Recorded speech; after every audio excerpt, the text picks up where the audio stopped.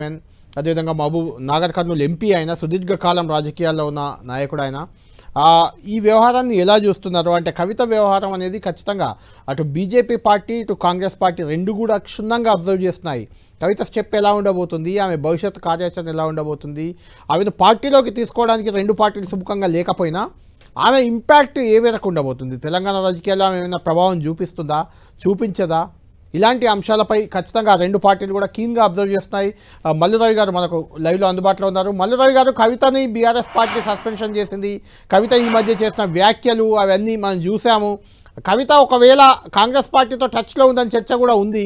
మీతో ఏమైనా టచ్లో ఉందా? మీ పార్టీలో చేరేందుకు ఆమె వస్తే తీసుకోవడానికి సిద్ధంగా ఉన్నారా మీరు?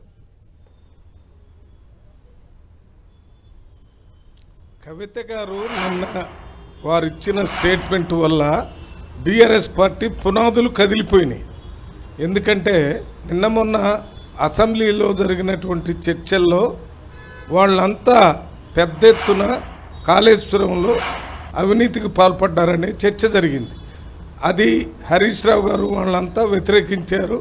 అయినా అది జడ్జి గారి రిపోర్ట్ కాబట్టి ప్రజల్లో ఒక అనుమానానికి తావిచ్చింది. అయితే దానికి తోడు కవిత గారు నేను ఇచ్చిన స్టేట్మెంట్ వల్ల 100కి 100 పాళ్ళు అక్కడ అవినీతి జరిగింది. ఆ అవినీతిలో హరీష్ రావు గారు, సంతోష్ రావు గారు ప్రధాన పాత్రధారులని ఆమె చెప్పడం జరిగింది. దీని ద్వారా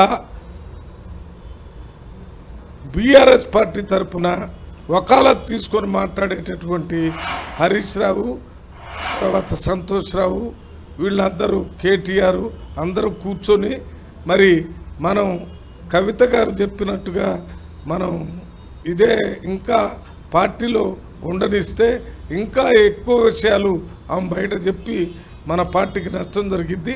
అందుకని ఆమెను పార్టీ నుంచి సస్పెండ్ చేయాలని చేశారు. ఏదేమైనా కవిత గారిని సస్పెండ్ చేయాలా, సస్పెండ్ చేయకుండా ఉండాలా అనేది అది బీఆర్ఎస్ పార్టీ అంతర్గత సమస్య. ఇక్కడ టీవీ వాళ్ళు మీరు అడిగారు కాబట్టి మేము చెప్తున్నాం. మాకు కవిత గారితో ఏ రకమైనటువంటి సంబంధాలు లేదు. కవిత గారు మా పార్టీ నాయకులతో ఎవరితోని మాట్లాడలేదు. మీరు అడిగారు కదా మీతో మాట్లాడారని, మాతో మాట్లాడలేదు.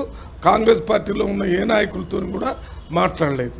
మాకు ఆ బీఆర్ఎస్ పార్టీలో ఉన్న వాళ్ళందరూ ఒకటే.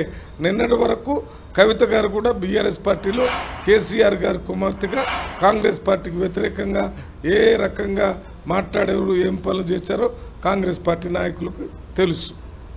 అంటే మల్లురావి గారు, కవిత కూడా కాంగ్రెస్ పార్టీ లైన్లోనే కొన్ని వ్యాఖ్యలు చేస్తున్నారు. ఏంటంటే బీఆర్ఎస్ బీజేపీ ఒకటే, విలీనం అవుతామని చర్చలు జరిగాయి. ఇలాంటి వ్యాఖ్యలు గతంలో చేశారు.